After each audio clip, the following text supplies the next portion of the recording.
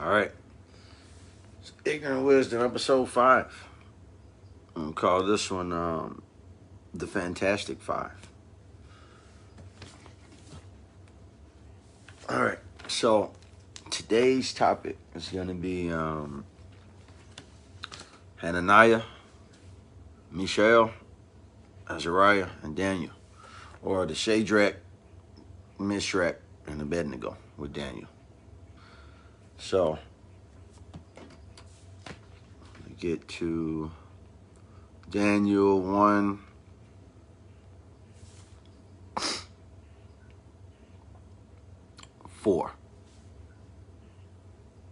Children in whom was no blemish, but well favored and skillful in all wisdom, and cunning in knowledge and understanding, science, and such as had ability in them to stand in the king's palace, and whom they might teach the learning and the tongue of the Chaldeans. And the king appointed them a daily provision of the king's meat and of the wine which he drank, so nourishing them 3 years, that at the end thereof they might stand before the king. Now among these 3 were of the children of Judah. It was Daniel, Hananiah, Mishael, and Azariah, unto whom the prince of the eunuchs gave names. For he gave unto Daniel the name of Belteshazzar, and to Hananiah of Shadrach, and to Mishael of Meshach, and to Azariah of Abednego.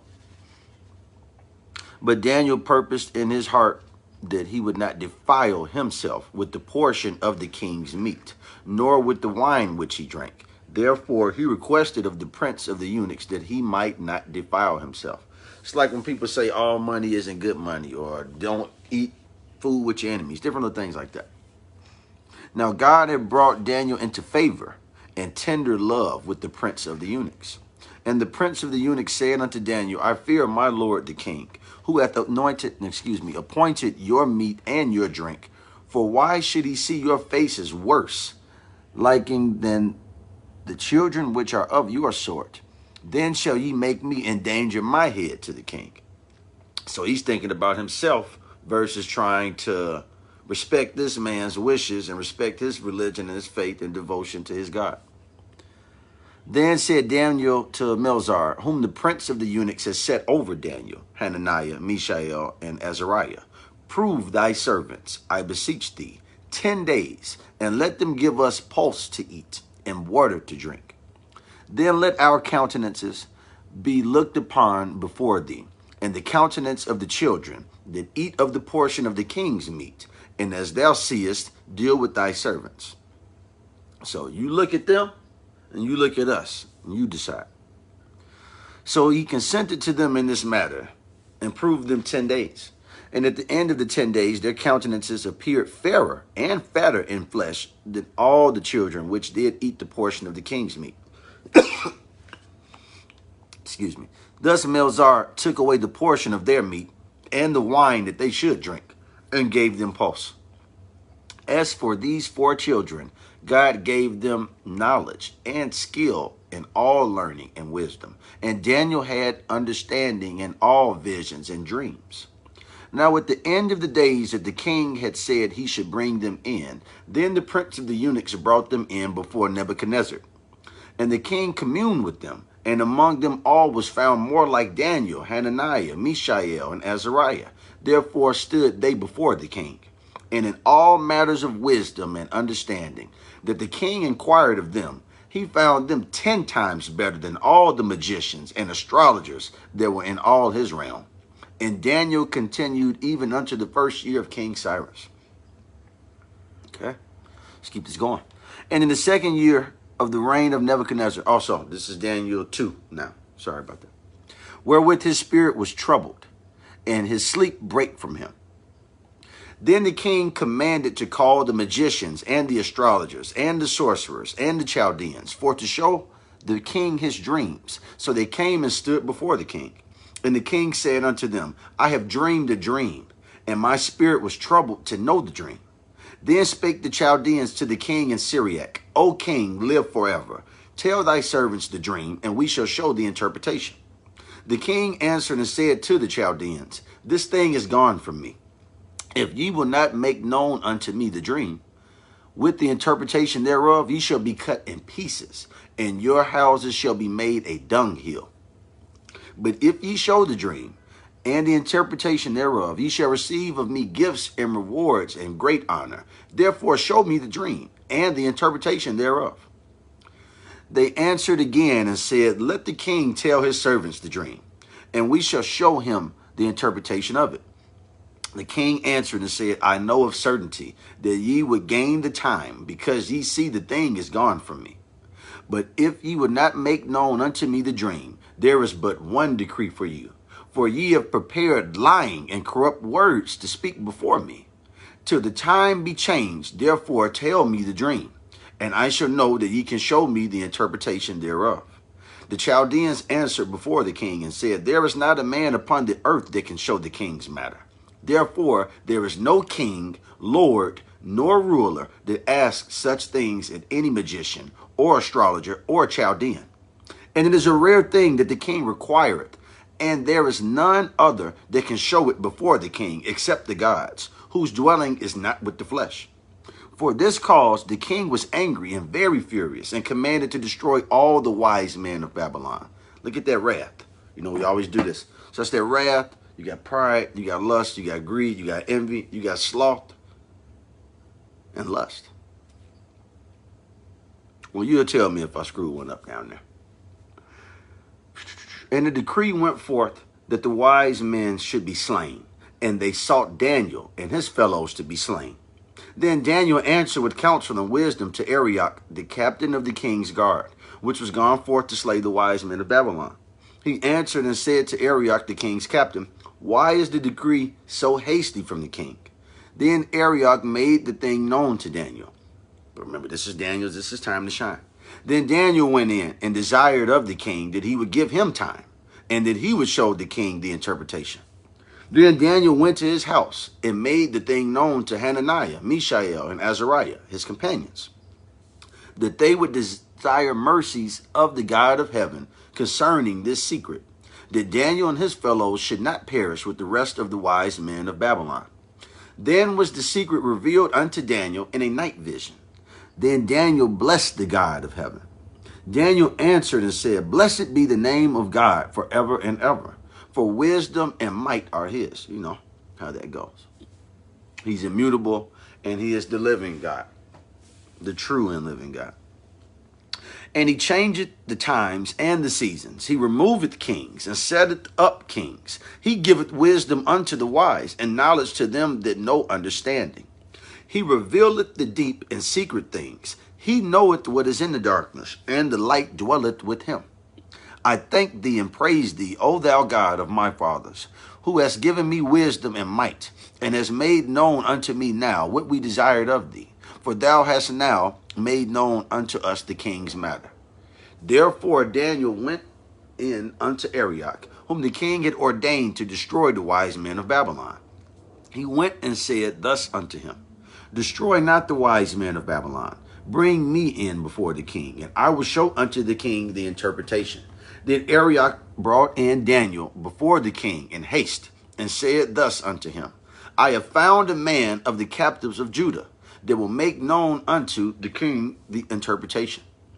The king answered and said to Daniel, whose name was Belteshazzar, art thou able to make known unto me the dream which I have seen, and the interpretation thereof?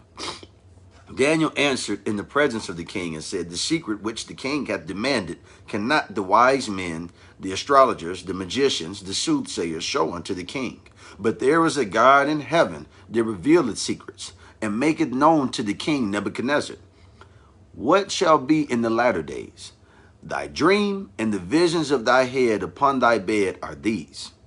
As for thee, O king, thy thoughts came into thy mind upon thy bed, what should come to pass hereafter?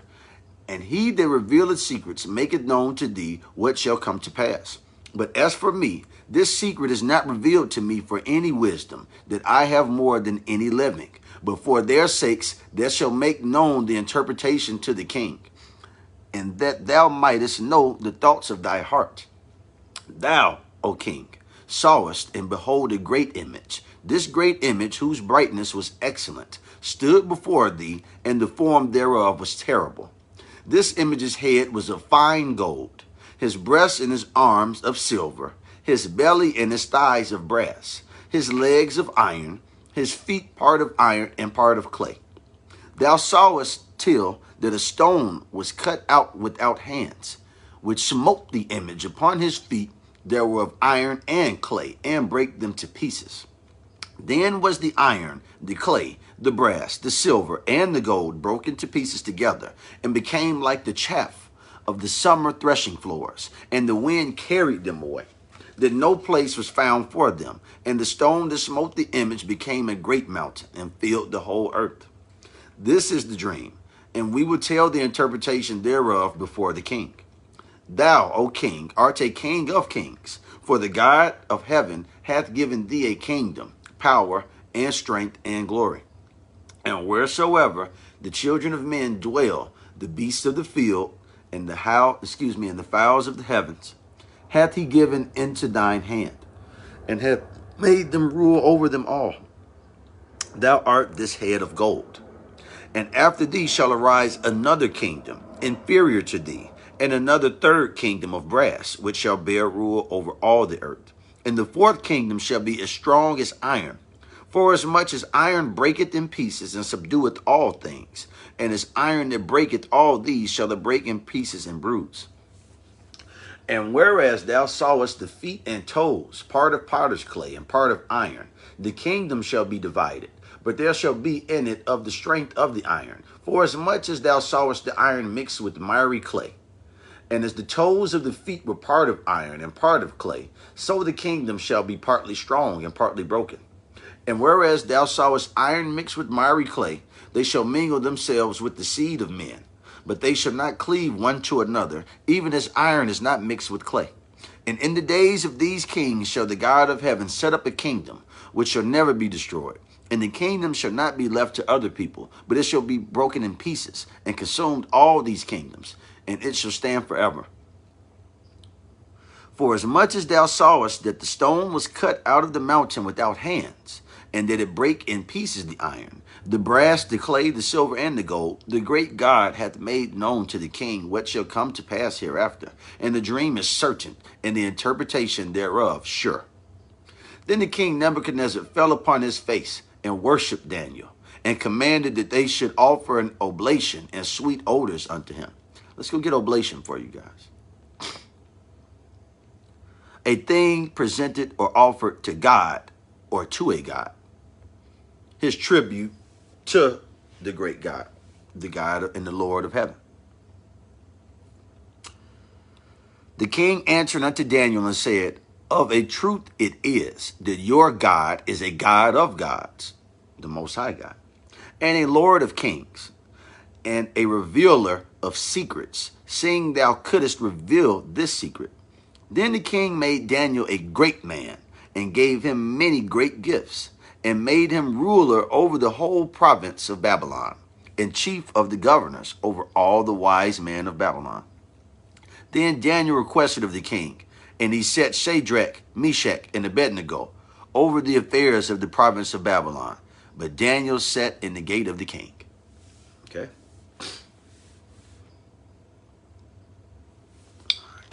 Now, give me 1 second. A few things I want to cover. So we covered the interpretation of the dream. We've talked about our Fantastic Four. We're waiting on that fifth member. Right? Now we've got 3 things left to cover. Bear with me, guys.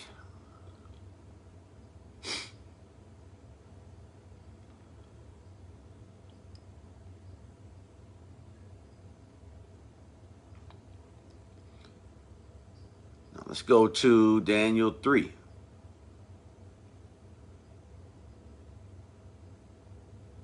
Go to verse 1. Nebuchadnezzar the king made an image of gold, whose height was 60 cubits, and the breadth thereof 6 cubits. He set it up in the plain of Dura, in the province of Babylon. Then Nebuchadnezzar the king sent together the princes, the governors, and the captains, the judges, the treasurers, the counselors, the sheriffs, and all the rulers of the provinces to come to the dedication of the image which Nebuchadnezzar the king had set up. Then the princes, the governors, and the captains, the judges, the treasurers, the counselors, the sheriffs, and all the rulers of the provinces were gathered together unto the dedication of the image that Nebuchadnezzar the king had set up. More graven images, right? And they stood before the image that Nebuchadnezzar had set up. Then an herald cried aloud, to you it is commanded, O people, nations, and languages, that at what time ye hear the sound of the cornet, flute, harp, sackbut, psaltery, dulcimer, and all kinds of music, ye fall down and worship the golden image that Nebuchadnezzar the king had set up. And whoso falleth not down and worshipeth shall the same hour be cast into the midst of a burning fiery furnace. We're almost there. Therefore, at the time when all the people heard the sound of the cornet, flute, harp, sackbut, psaltery, and all kinds of music, all the people, the nations, and languages fell down and worshipped the golden image that Nebuchadnezzar the king had set up. Wherefore at that time certain Chaldeans came near and accused the Jews.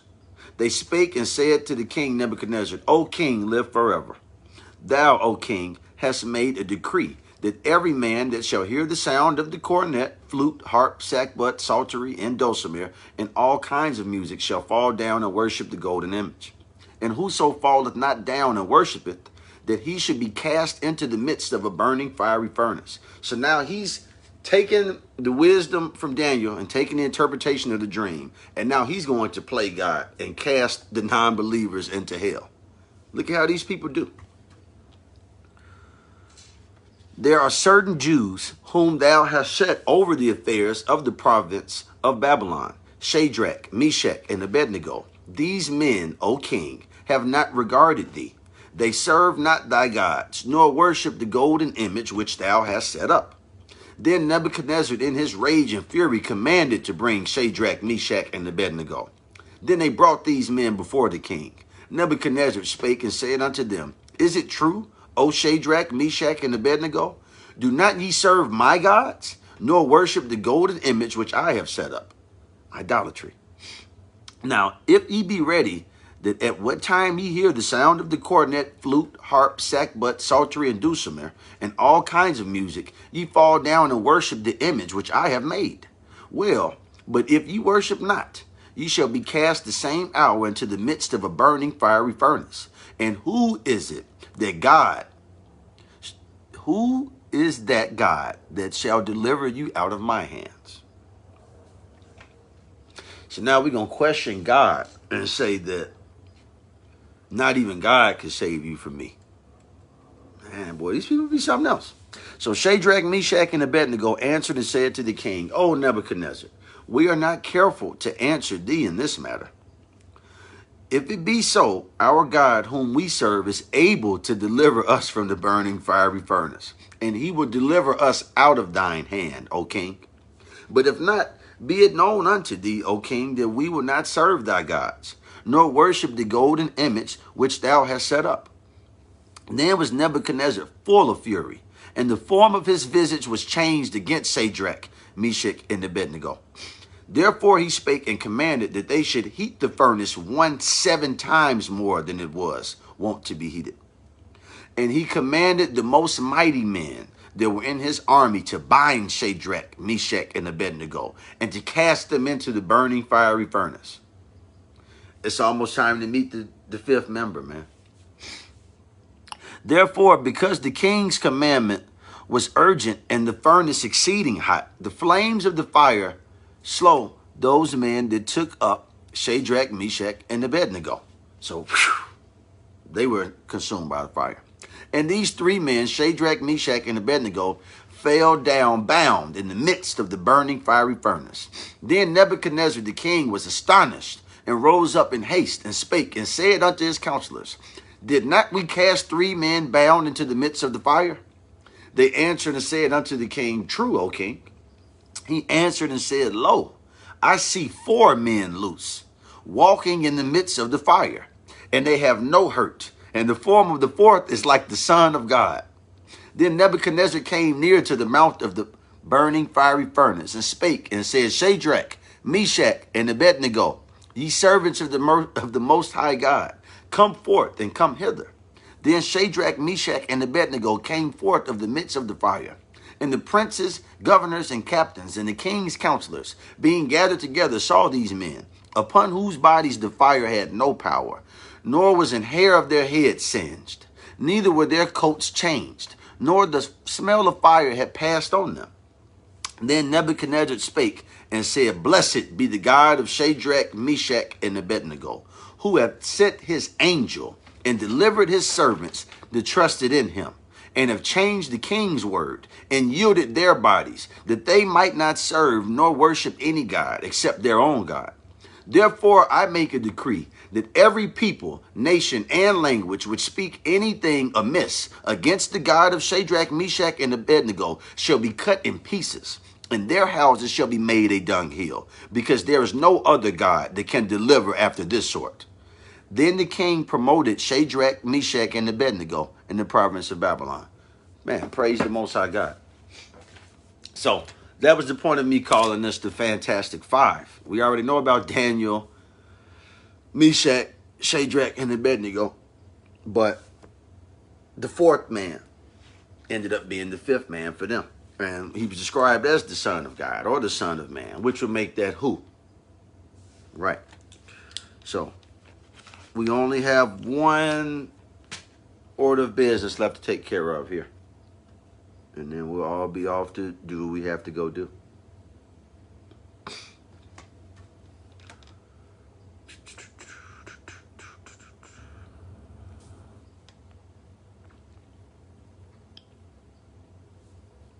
Oh, the mini tekel a parson. That make me think about my grandma. All right.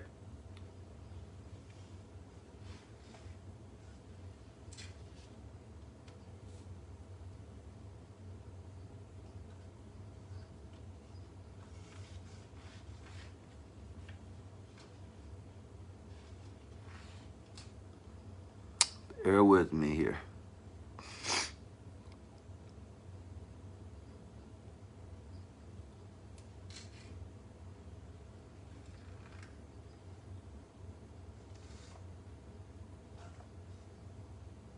All right, so we're going to go to Daniel 6, and then we're done. And I'll start at Daniel 6:5. Then said these men, we shall not find any occasion against this Daniel, except we find it against him concerning the law of his God. Then these presidents and princes assembled together to the king, and said thus unto him, King Darius live forever. All the presidents of the kingdom, the governors and the princes, the counselors and the captains, have consulted together to establish a royal statute, and to make a firm decree that whosoever shall ask a petition of any god or man for 30 days, save of thee, O king, he shall be cast into the den of lions. Now, O king, establish the decree and sign the writing, that it be not changed, according to the law of the Medes and Persians, which altereth not. Wherefore King Darius signed the writing and the decree. Remember, we went over this yesterday in episode 4, Hadassah, where whenever the king sets something into motion in his order, nothing can change it. It's a royal decree, a royal statute. Now, when Daniel knew that the writing was signed, he went into his house, and his windows being open in his chamber toward Jerusalem. So like a preface to the saying he knew the writing was on the wall.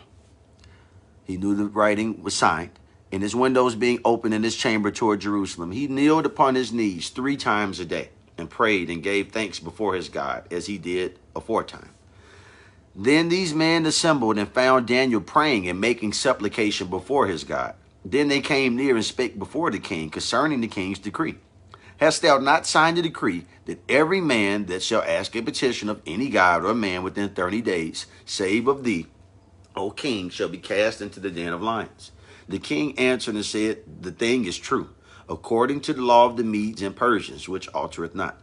Then answered they and said before the king that Daniel, which is of the children of the captivity of Judah, regardeth not thee, O king, nor the decree that thou hast signed, but maketh his petition 3 times a day. Then the king, when he heard these words, was sore displeased with himself, and set his heart on Daniel to deliver him. And he labored till the going down of the sun to deliver him. Then these men assembled unto the king, and said unto the king, Know, O king, that the law of the Medes and Persians is, that no decree nor statute which the king establisheth may be changed. Then the king commanded, and they brought Daniel, and cast him into the den of lions. Now the king spake and said unto Daniel, Thy God, whom thou servest continually, he will deliver thee. And a stone was brought, and laid upon the mouth of the den. And the king sealed it with his own signet, and with the signet of his lords, and the purpose might not be changed concerning Daniel. Then the king went to his palace, and passed the night fasting. Neither were instruments of music brought before him, and his sleep went from him. He couldn't even sleep at night. He knew what he did was wrong. Might be a preface to that in the Bible, see? Then the king arose very early in the morning, and went in haste unto the den of lions. And when he came unto the den, he cried with a lamentable voice unto Daniel. And the king spake and said to Daniel, O Daniel, servant of the living God, is thy God, whom thou servest continually, able to deliver thee from the lions? Then said Daniel unto the king, O king, live forever. My God hath sent his angel, and hath shut the lions' mouths, that they have not hurt me. For as much as before him innocency was found in me, and also before thee, O king, have I done no hurt. Then was the king exceedingly glad for him, and commanded that they should take Daniel up out of the den. So Daniel was taken up out of the den, and no manner of hurt was found upon him, because he believed in his God. And the king commanded, and they brought those men which had accused Daniel, and they cast them into the den of lions, them their children and their wives. And the lions had the mastery of them, and brake all their bones in pieces, or ever they came at the bottom of the den. Then King Darius wrote unto all people, nations, and languages that dwell in all the earth, Peace be multiplied unto you. I make a decree that in every dominion of my kingdom men tremble and fear before the God of Daniel. For he is the living God, and steadfast forever. And his kingdom that which shall not be destroyed, and his dominion shall be even unto the end. He delivereth and rescueth, and he worketh signs and wonders in heaven and in earth. Who hath delivered Daniel from the power of the lions? So this Daniel prospered in the reign of Darius and in the reign of Cyrus the Persian. We'll be back for episode 6.